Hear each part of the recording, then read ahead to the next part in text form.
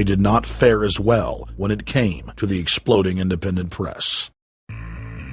During the entire two-day event, anti-New World Order protesters and alternative media encircled the hotel. You are being exposed everywhere! From David Rockefeller, from John Edwards, from Bill Clinton! Your game of secrecy is over! You're gonna play! Get him! It's up close! You piece of trash! This is Bernanke, man! Bernanke, you're going down!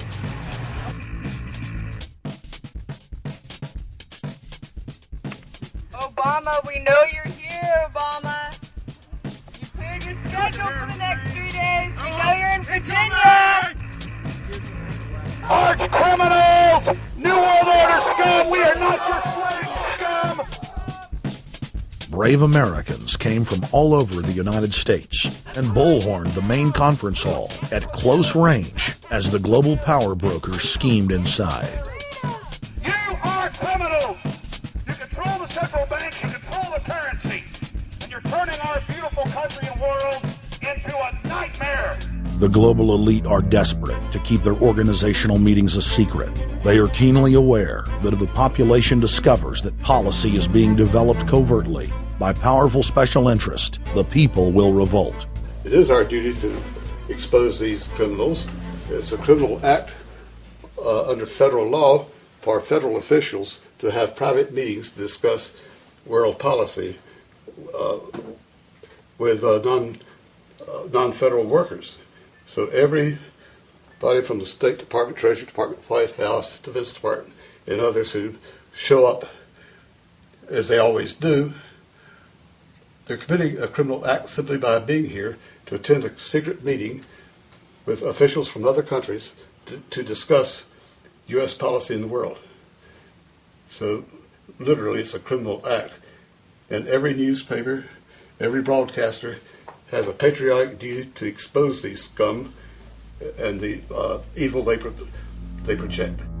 The election primaries served as a great diversion while the true future course of the nation was being set behind closed doors. You've got, obviously, the Bilderberger Group, founded by the former Nazi Prince Bernhard of Holland.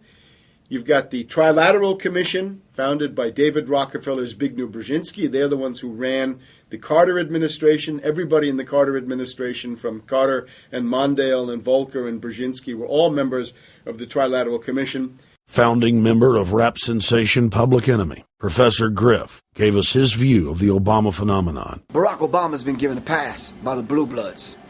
He's been given the okay by certain secret societies for them to let him in.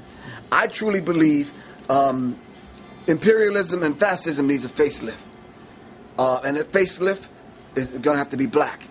And the reason why I believe that, simply because I think they're trying to go into Africa. Well, they're already in Africa.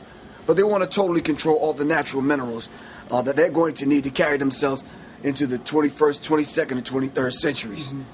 You follow me? So I think they have to go through a phase of galvanizing the masses of dark-skinned people that truly believe that change needs to come. But the change that they're talking about is not necessarily change for the better as far as the masses of the people. It's probably a better change for them. It's not going to change for us, the little man on the totem pole. And no one looks at the agenda. As long as he positions himself right, have the right tie on, have the right smile, repeats the slogans over and over and drives it home, the average American is just going to swallow it hook, line, and sinker. And we don't even know what the agenda is.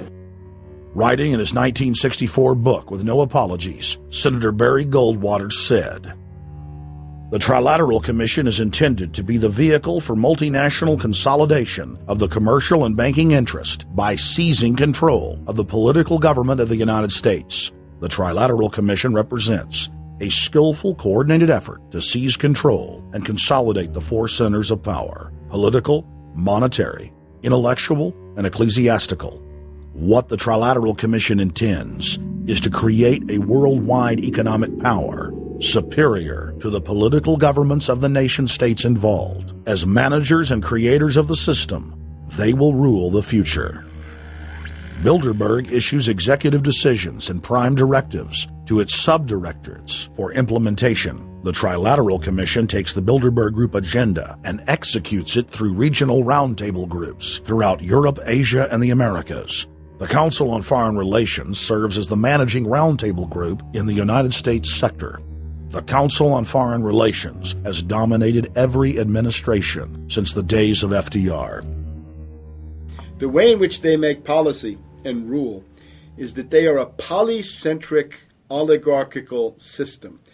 You have to be a finance oligarch. Remember, this is not a society ruled by generals, not by priests, not by bureaucrats, not by demagogues, none of those, but by bankers. Bankers rule, and the bankers set up these institutions. They set up things modeled on the Royal Institute for International Affairs, Chatham House, and the Milner Round Table of the period right after the Boer War, so even before World War I. You had the British setting up these round tables, institutes with publications and conferences, and this is how they make policy.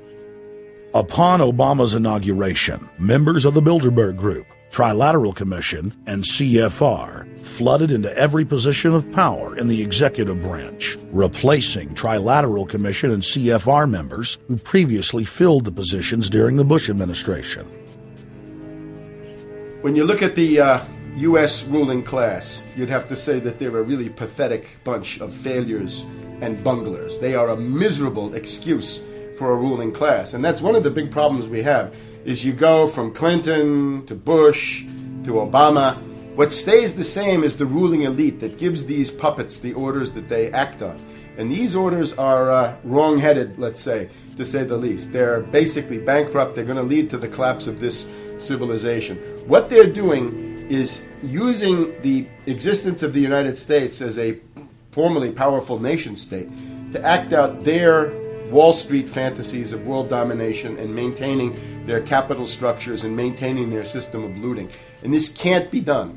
So the basic question is, they've hijacked our country and you got to take it back from them. You've got to drive Wall Street out of the government, and at that point you'd have a reasonable chance of getting back to prosperity and some kind of peace and order in international affairs. We had a chance to speak with economist and author George Humphrey. They have created a power elite. And we're not talking about the millionaire down the street. You can't even be a member of their club unless you're a multi-billionaire. And friends, this is not about rich versus poor. This is about a very, very small handful of the worst criminal element on this planet, manipulating and destroying the good people of this nation and of this world. About this Obama with change. Look at the people he's put in